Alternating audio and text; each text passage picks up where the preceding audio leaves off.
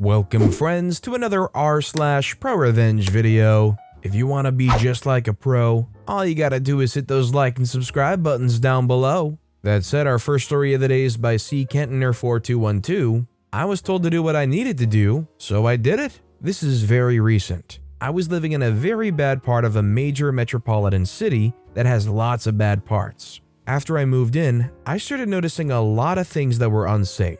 Most of the things I brushed aside because they didn't necessarily affect me. 3 things I complained about were the fact that the common areas and most of the bedrooms had no smoke detectors. Then, because I got home when it's very dark, I complained about the porch lights not working. I was promised over and over that this would be fixed, but it never was. I pressed harder and threatened to call the city. I also withheld my rent at this point. The landlord, female, told me, "There's nothing wrong with the house, do what you need to do." So I did. I called the city. An inspector came out and I showed him around the property. There were areas I couldn't give him access to, like the garage or the other tenants' rooms. He took lots of pictures and pointed out dozens of safety issues and building code violations. Turns out the slumlord, referring to the owner, converted a 2-story house, 4-bed, 2-bath, into a 3-story house with 9 bedrooms and 9 bathrooms with no permits from the city. He, the owner, also had the home classified as an owner-occupied single-family home, although it clearly was not, as there was no owner occupancy and there were 10 unrelated roommates. The landlord, female, harassed me through the whole process. She took my parking spot away and pitted other roommates against me. To make matters worse, she told everyone I wasn't paying rent. So now I have these witches ganging up on me. It was so bad that I couldn't be in any of the common areas even for 1 minute without being harassed. I also got a bunch of notices accusing me of random things and an eviction notice because I wasn't paying rent. The report from the city came out and it had over a dozen violations, including some very serious ones. It was going to cost them tens of thousands of dollars to repair the house to get it up to standard. The house started to become safer. There were smoke detectors, railings for the stairs, working porch lights, a carbon monoxide alarm, and he was forced to put a railing on a balcony that had none. Through all of this, he's, the owner, making $10,000 per month in rent, charging for parking, and there's another large house on the property that he's renting. Plus he, the owner, has multiple homes, 90 tenants in total. This guy, the owner, was making tons of money. But somehow the sentiment among some of the roommates was, "How could you do this to this poor old man?" My case went to court, and I got more time to find legal help. By the time the second hearing came along, another notice had been given as they'd got access to the entire house. Plus, they were still in violation and had not cured all of the problems, so they got fined daily. Then my court date was a week away, and his attorney started to try and negotiate with me. I was asking for $16,000, and they knew I was going to get it because they were going to lose. I ended up settling for $7,000 and 30 days to move out, plus 8 months of rent forgiveness. I just did what I had to do. If you lived in a place that was so mismanaged and not up to code and inappropriate and frankly dangerous, would you rather just try to move out as quick as you can, or would you want to see it through reporting them for every fault and flaw and code violation you could? Let me know what you would do in a situation like that in the comments down below. Our next story is by Objective Unknown. Pops makes dirty thieves literally eat poop. I've really loved sharing stories about my pops, my grandfather, the man who raised me, and I thought I would share another story of Pops just being Pops. Pops lived on the family farm his entire life, and that's where this takes place. It's mine now. The farm itself is huge, 80 acres of grazing and hay production land. Pops mostly raised cows and chickens, and another 120 plus acres of forest marsh and wetlands. Up near the main house, Pops had his veggie and berry garden, strawberries, blueberries, raspberries, all the berries. Pops likes to make his own homebrew,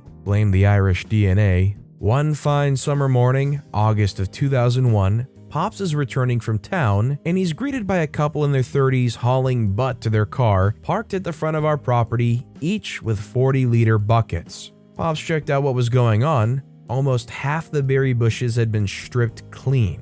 Pops was not the type to fly off the handle, but he took a trip into town to look for the car, and he found it. It was a couple of out-of-towners, and Pops gave them a stern warning not to come back. The next morning, Pops was doing his normal start of the day routine, making breakfast and waking me up to do chores. As we got out, Pops saw them again hauling butt back to their car. Pops jumped into his truck, caught up to them, and told them off. Said if they ever come back, it's going to be heck for them. We woke up the next day to find tire tracks on the field, and each and every berry bush stripped clean.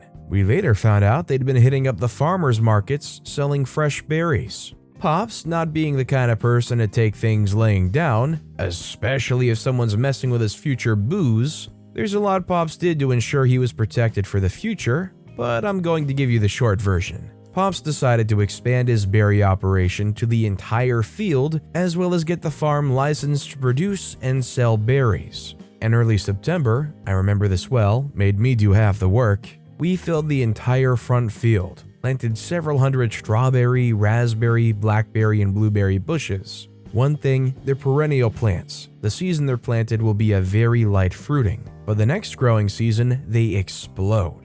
Pops fenced off half the field and left a good portion open, easy access. Pops knew they would be back next year. He knew they believed they found a golden goose of free money. Well, the start of next growing season, Pops had a special fertilizer ready for the open part of the field. Raw human waste. Now, the thing about spraying the soil and plants with that is it's not treated. Even cow fertilizer is treated. But in its raw state, the plants being sprayed daily, well, it makes the berries putrid. It gets deep into them, and no amount of washing will get it out. And Pops sprayed every bush on the not fenced in side every darn day and waited. And as Pops predicted, summer of 2002, they came back. He caught them again, buckets in hand, hauling butt back to the car. Again, Pops confronted them with a stern warning they'll regret taking and eating the fruit. It wasn't even 24 hours later, they were back with the law in tow, screaming up a fury that Pops tried to poison them. Pops just smiled and said, "I warned you not to come on my land and steal from me. Those berries aren't for eating." The cops were about to tell him to just freak off and not come back, when Pops said, "Oh, wait a minute." Pops came out with all his licenses packed in a neat little folder, licensing his land that was already zoned for agricultural use as a licensed food production farm. The cop's eyes lit up like, "Oh, I know what you're getting at." You see, up here in Canada, it's a bit of a big crime to steal from a farm. Even more so if it's got all the licenses to produce food. At this point, I was on the porch watching everything go down. Man, the law screamed at them to sit their butts down while he called backup. They were taking off our land in cuffs. So not only did they get a mouthful of human waste-filled berries, but walked out getting over a $10,000 fine. I'm just imagining what would have happened if this took place in the southern United States. You'd probably end up with some pellets in your butt. Good thing this took place in Canada. At least there, you only got to deal with a mouthful of human poop and a $10,000 fine. Our next story is by Crafty Bureaucrat. I orchestrated a vast conspiracy to get a coworker fired. I used to work at a hospital data center in the network operations group. We physically sat in a room 24/7 next to the servers to make sure things didn't catch on fire, monitored for alerts, and did routine things like swap out tape backups, but it was pretty simple work. This was ostensibly a tech job, but there were people who had been there for many years back when you had to change out printer paper and run a command from an IBM mainframe. It was on really specialized hardware and software that was difficult to apply elsewhere, so it had become a dead-end job. And because there were people who weren't tech savvy at all really, we weren't given much responsibility. You can't tell some people they can log into a server and others not, so we were reduced to the lowest common denominator. We were a network operations center where nobody was allowed to interact with any network equipment. Lowest common denominator, you say? Meet my new supervisor, Karen. Not her real name, but definitely her real spirit. Had been there for over 20 years and got the job solely based on seniority. She was a sociopathic narcissist and one of the most unpleasant people I've ever encountered. Shortly after I was hired, we were bought by another hospital and combined data centers. Karen was demoted to shift lead and had to work with us in the 24/7 rotations. She was very bad at her job, and our responsibilities diminished to very little. We had no agency to fix any problems of our own because it had to be a problem that Karen could solve. And Karen was both lazy and stupid. After a couple of years, I was promoted. On my first day after they announced the promotion, she said, "You will fail," just straight to my face. But she had a powerful tool at her disposal, the hospital bureaucracy. Since the place was unionized, the hospital had a just cause firing policy instead of an at-will policy, even for non-unionized employees. This, I think, generally is a good thing, but on the edges, it set up a ridiculous situation where it was impossible to lose your job unless you were really egregious about it with repeated violations or you showed up drunk or high. We had someone steal computer equipment and they kept their job. It was nuts. And Karen had been there for nearly 30 years, so she wasn't getting fired without a lot of work. That's okay. She was terrible at her job. One of the most important things about the job was monitoring for an alert which would pop up, and there was a procedure we had to go through in order for some data to go through. If we didn't do this, then a nurse wouldn't get their lab results back. So in one case, an alert came in, Karen saw it, then decided to keep browsing the web. Because of this, a patient from the cardiac ICU was going into surgery, and the doctors and nurses operating on the patient couldn't get a white blood cell count, I think.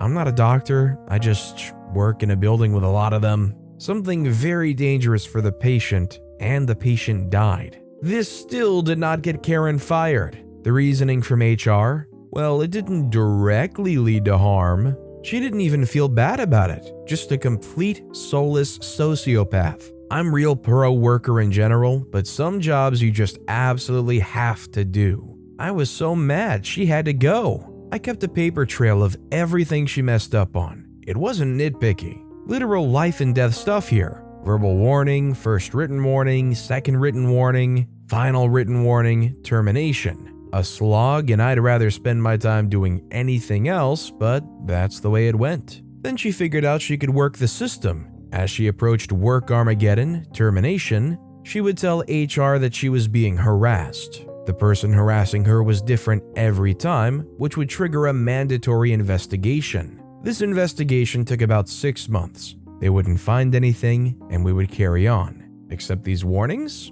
They had a 6-month expiration, so she could always reset the clock when it got close. Everyone was helpless. Even the CIO couldn't do anything about it because of the bureaucracy. Karen was a menace, and the entire IT department had to interact with the data center staff. And that meant interacting with her, and she was universally disliked. And she had 20 years until retirement, and she would outlast the heat death of the universe. Then I had an idea. What if, under the guise of developing skills relevant to the 21st century, required everyone working in the Network Operations Center to pass the Net Plus exam?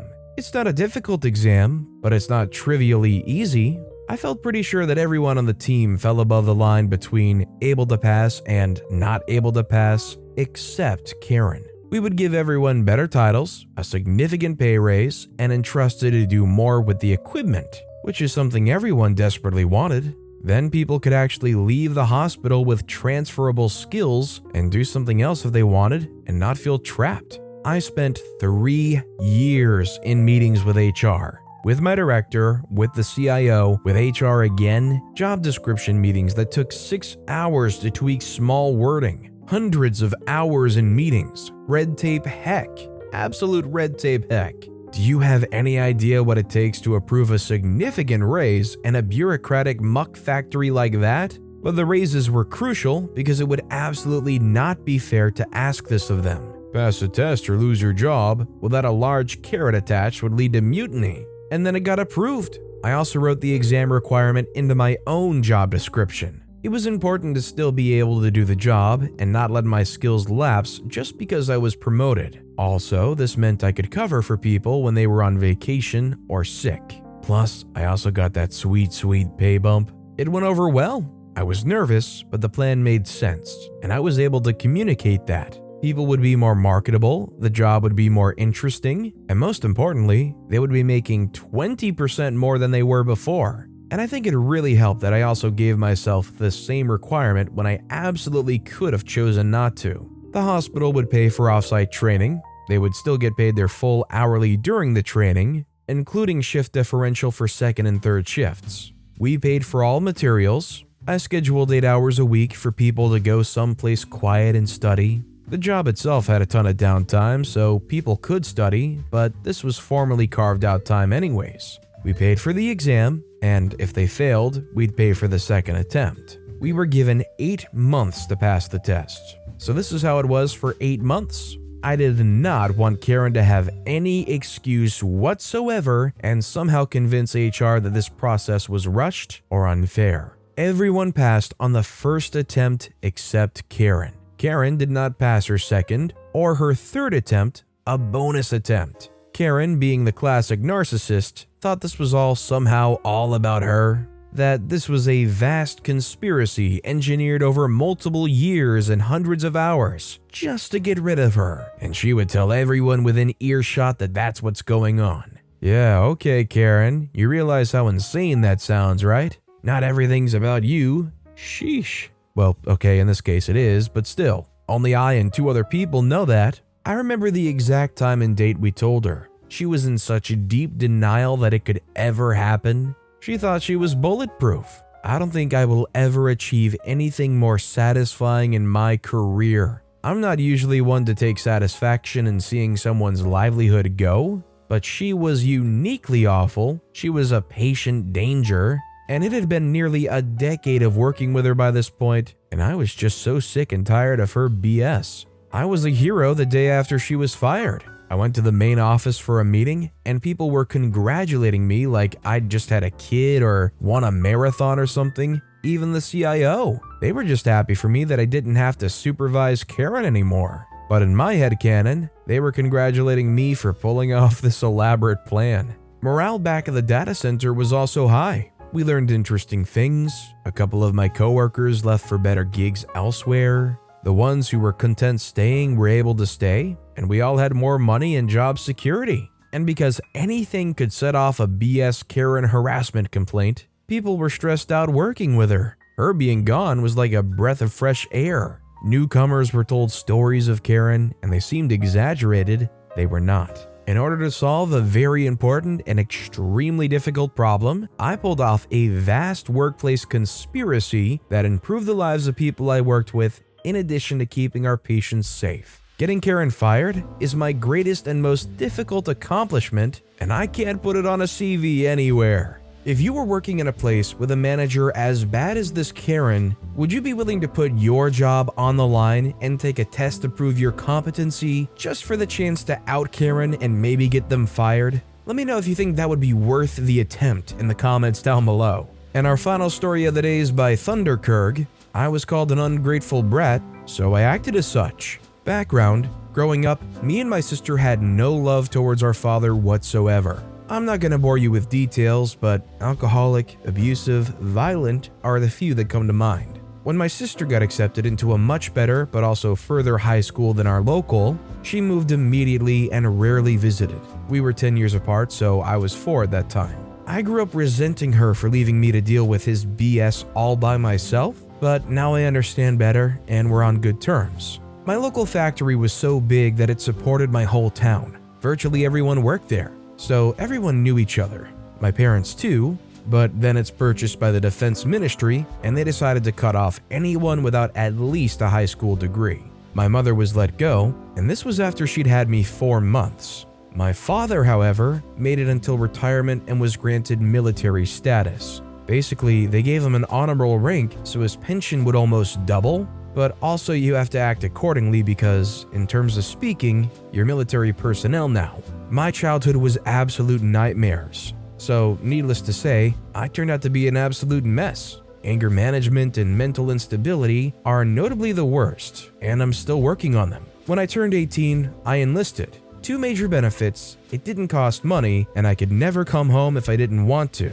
For me, it was literally a highway out of heck. Fast forward 3 years later, I got an honorable discharge. Turned out I had actual mental problems. Who would have known? I got a bulk load of money and even more in the following months when they were able to process my military insurance. I came home to find my town incredibly underwhelming, and my father hadn't changed a bit. Not wanting to spend the rest of my life in this heck hole, I took what I could and moved to the city where my sister was living. The last words dear old dad said to me was, "You'd never make it," because apparently being discharged for a mental illness showed that I was a coward. Also, I think he didn't like that I was tougher than the boy who used to obey his every word that I once was, and that I stood up for myself more in the few weeks I've stayed with him than the entire 18 first years of my life. I moved to a new environment, took up a blue-collar job, I was pretty beefy thanks to the military, and decided to pursue a career in IT, all the while taking care of my mental health. When it all started, somewhen during this time, he got diagnosed with cancer. I was told it wasn't dangerous, but operations were required. My sister had actually reconciled with him, partly because of my mother, a few years prior, and would occasionally bring my niece home to visit them. She was quite successful, so she decided to pay for the whole thing. Operations, treatment, hospitals, recoveries, it was all hers. She paid for this while moving into a new house and buying her first car. Those things are pretty expensive in my country. My father had a huge bank account because of his pension, but he didn't have to pay a single penny. After a year or so, he's on recovery, and all in all, things were good.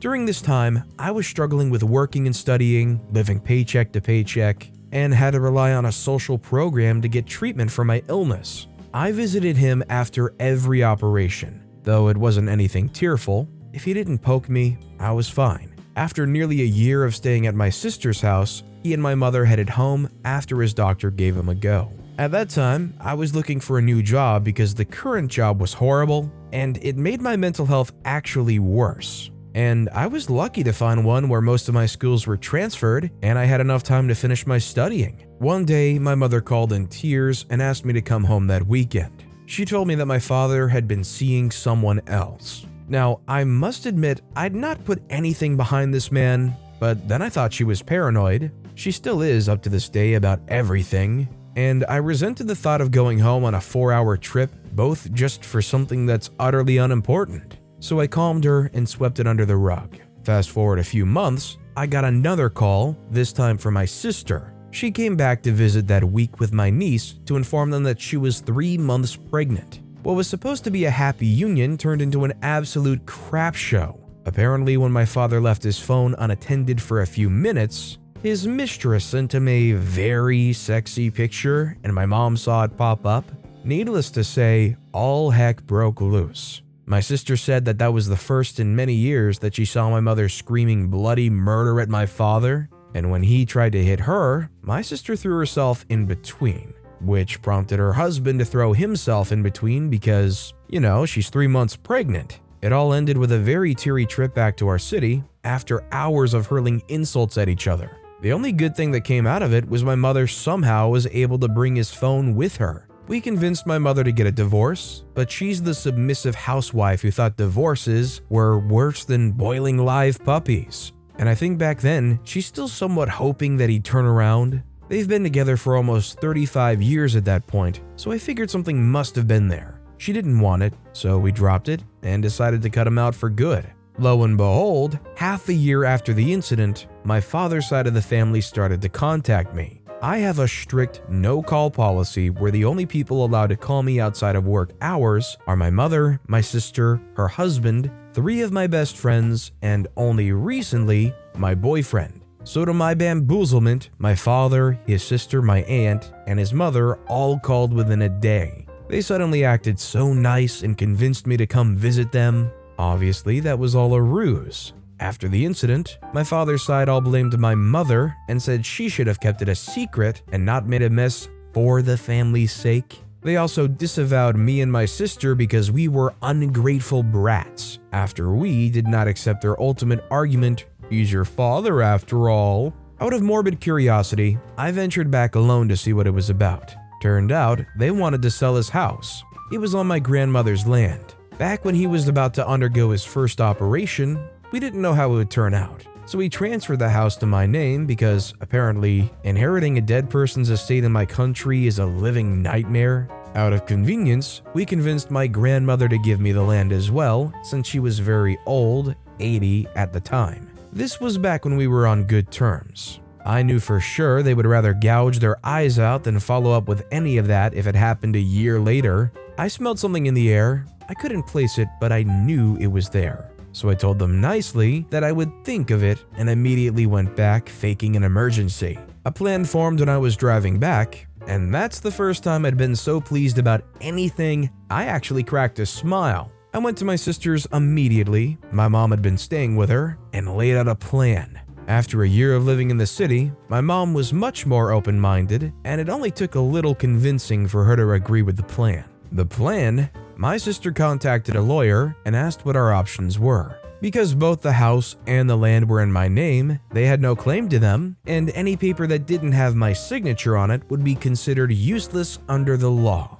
They could try and claim it was rented out, but then they'd have to move far away and hope that I'd never be able to locate them. And I knew it'd be too much trouble for a couple of old folks. They could claim it's his life achievement, but because he and my mother never divorced, it's technically half hers as well. This is when I came up with an idea. I asked the lawyer, what if my mother filed for a divorce? He said it's highly unlikely the court would reward my mother's full claim unless we could prove that he was unfaithful before the separation. To his surprise, I could.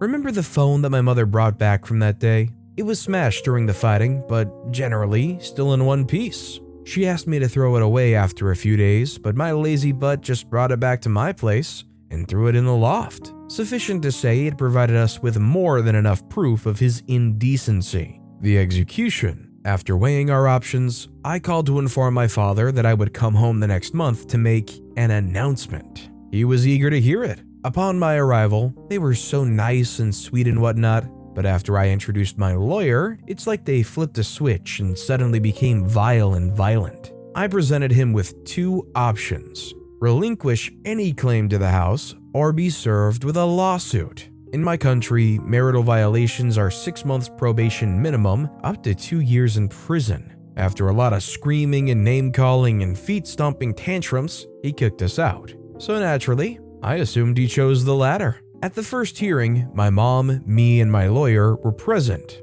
It turned out to be another screaming contest in which he made up all kinds of lies about my mother. At some point, my lawyer leaned in to tell me that if the officer didn't stop his rantings, it's likely that they were buddies and asked me to let them handle things. The officer told us this case wasn't a priority, it would take months to process, we wouldn't like the paperwork, it's best to settle this out of court. My lawyer politely declined and told my father to expect another hearing soon, under much less friendly circumstances. He tried one more tactic in between, which was calling all the relatives and telling them how my mother was a witch and I was an ungrateful brat in hope of creating some kind of pressure on us. Very few of them took his side, and even if all of them did, I would have never let him go that easy. In the second hearing, he finally cracked and agreed to my terms, which were relinquishing any claim he might have had with the house and divorcing my mom.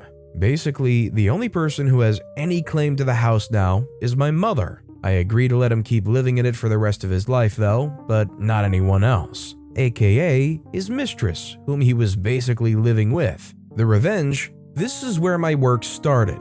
First, my sister gathered all the receipts from all the medical billings she's paid for his treatment. A few of them were missing, but we were able to put up a huge folder. I also pooped my pants learning how expensive cancer treatment could be. Not a fan. When we had a general sum of the money, we billed him for it. This is very unethical in my country since children are expected to take care of their parents, but we threw that out the window long ago. We also knew it was not a criminal case, so we just went to small court claims and then sent in bailiffs to collect, which was just this lady. She went on with a I don't give a freak attitude, and when he failed to comply, she sent in the thugs, the police, to start seizing assets. So say goodbye to wooden furniture, a 27-inch smart TV, a fridge, and a reclining massage chair, all were bought by my sister as well. He had to pay out of his pocket because that lady insisted they continue seizing whatever he bought until she saw the money. Although the final amount was halved, my mother, under the eyes of the law, shared half of that for some reason.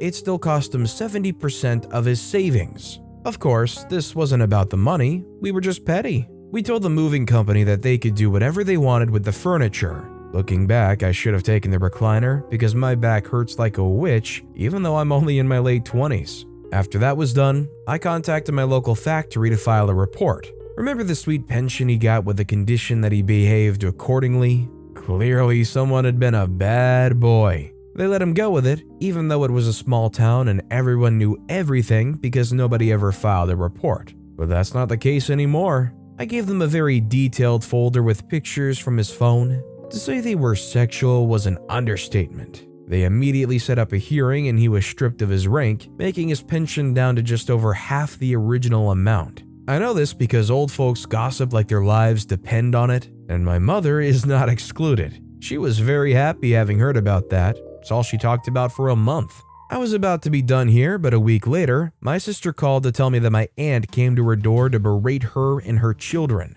My sister was working from home. My mom also lived there but had gone out for some reason. My sister just called security to kick her out and warned me she could go for me next. I was seeing blood, not because of some lame butt Karen that could cause me inconveniences at most, but because she was screaming at my niece and nephew. As a gay man, I know full well the bloodline ends with me, so I put all of my love into those little guys, to the point that if I had been there, I would have bitten her head off. So I dug a little and found out that my aunt was knees deep in debt. She was hoping she could leech some money off my father, if not from the money he made selling the house, then from his big bank account. Since neither of those were available anymore, she was very angry and thought she could lay it on my sister. You want to know what a man could do with determination and raging hatred? I never set up an online presence, mainly because up to my 18th birthday, I was too poor to have a phone, and then the military taught me it wasn't needed. But for this special occasion, I made an exception. I created a Facebook account and befriended her. I didn't even have to pretend to be anyone, since old people apparently accept friend requests from anyone. She had this vibe where she'd show off her money and her vacations and her items like a wealthy person. From my mother and her trusty gossip circle, I knew that she always told whoever she owed money that she was struggling, so I figured she must be blocking them. The next part was easy. I just sent all of her selfies to everyone she's owing to. I didn't have to declare myself since I was literally on a throwaway account, so it's just really this long line of messages that showed my aunt spending her money lavishly. For the following month, she was threatened, not with legal actions like I did, but with much more sinister actions. She would have thugs, not the police, throw gifts at her door, like paint, fish sauce, and sometimes literal poop. My mother also told me this, of course. She finally figured out what I was gonna do when I told her to find me a list of all these people she's owing. The ProRevenge, as much as I want to take credit for this, the idea wasn't mine. My father's side of the family is this very traditional family where you would have a person acting as the head of family, deciding things that matter. This was way before the war, so obviously they don't do such things anymore, but the head of the family still has a certain voice. And there's this once-in-a-year ceremony where we gather together to pay tribute to our ancestors. During the ceremony, the head of family will give a speech and then some announcements like who died, who got married, who gave birth. Then there will be a celebratory party where we basically get poop-faced drunk. My great-grandfather was the head. He had 3 sons and 2 of them died during the war. So my grandfather took the mantle, then my father, and eventually me. This whole side of the family's in another town that's like 3 hours away from our town. Mainly because my grandfather didn't expect to be the head, so he moved out seeking opportunities. I found these gatherings redundant and unnecessary, but that year, I was actually looking forward to it. My father tried to keep the actual date hidden. It wasn't fixed, but generally somewhere between June. But he seriously underestimated my mother. She doesn't have a gossip circle, she has an infinite number of them. So my mother, me, and my sister's family all head back for it. The trip was 14 hours in total, but the result was worth it. We timed it so he would come 2 days earlier than my father, again thanks to her gossip circle. This side of the family never heard the full story before, only the version my father gave them, which was that he and my mother left in good faith. I actually gave my father some credits for not bad-mouthing my mom. After weighing all the pros and cons, we decided to let my mother loose. And she's exceptional when it comes to relaying details about her personal tragedies. I kid you not, if I'd posted her story word for word, by this time next week there would be a global Justice for Thunderkirk's mother movement. It took just one day for everyone to know what a jerk my father had been. The look on his face when he arrived with my aunt and my grandmother and saw my family already there was priceless. He got the stink eye from everyone for the rest of the day. Nobody would initiate conversations with him, so he's just sitting there like a sad dog. Now I know what they said about dead horses, but this idea was brilliant not to follow through. My uncle, let's call him Oliver, came up with this. In the hierarchy, he's equal to my father, and in the event that my branch doesn't have a male successor, 100% what's going to happen, his branch will be the head of the family. He told me I should take up the mantle of the head. It was very sudden. I didn't have a speech ready. My father was supposed to do that, but Oliver told me I could just tell whatever I want because nobody really paid attention to that thing anyway. All the other elders were okay with it. His speech wasn't even the best thing. At the celebratory party, people were assigned tables based on the family tree. Heads of each branch will sit together, their children sit together, the elders sit together, so on and so forth. Because I was elevated to the head of my branch, I would be sitting at the big boy table. My father didn't even get to sit at that supposed table because, miraculously, it was full. Even though I could have sworn there weren't 20 of us and each table can sit up to 10, he had to sit at the regular table with my aunt and a bunch of nasty widows who didn't hold back on their snarky comments. So I was told. I don't think he'll ever come back to one of those anytime soon. The aftermath, my father now is just a miserable old man. His mistress left him because, surprisingly, she was after his money. He's living in our old house now with next to nothing. His retirement money, though halved, was good enough for him to live by. Last I heard, his cancer's come back. And obviously this time my sister won't be paying for it anymore. He had tried to initiate contact with my mother, trying to make amends. We had to block his number and his profile on my mother's account because she actually considered it. She has her soft sides. My aunt has to sell her house to pay for all the debt, or else they just continue harassing her. She now lives in a small house she bought off with the rest of her money. I felt bad for her husband because he's actually quite chill and quite nice, but he's not the most decisive and therefore doesn't really confront her. I hope he's doing better. I have no empathy for her only son though. Let's just say the apple doesn't even fall from the tree. How do I know all this? My mother's gossip circle. I left my grandmother out of this because she's very old. She's not demented in any way, she's perfectly sane, but she loved her son too much to admit he's in the wrong. Also, she was very nice and sweet to me growing up. A lot of my good memories are with her. I'm sad because she doesn't see my mother in the same way. I also stopped talking to her and would only visit once during Lunar New Year. She's lived in the small house she and my grandfather built on the land that's now in my name. When she and my father pass, I'll carry out her wish to build an altar for her and my grandfather. Whether or not my father will be included is still up to debate. Frankly, I would say this almost goes beyond ProRevenge into nuclear revenge territory. This is like his entire life, his entire family, his entire status just gone, nuked, and forced to just resign to some barely making it by life in some small quiet house. But with that being said, that's all the time we have for today. So of both of these stories, which one was your personal favorite and why? Let me know in the comments down below. And if you haven't yet, if you could like and subscribe, that would mean a lot to me. Whatever you do, whether it's liking, subscribing, turning notifications on, all of it helps grow this channel and I appreciate the heck out of it. So until next time, I'll see you all tomorrow with some more stories.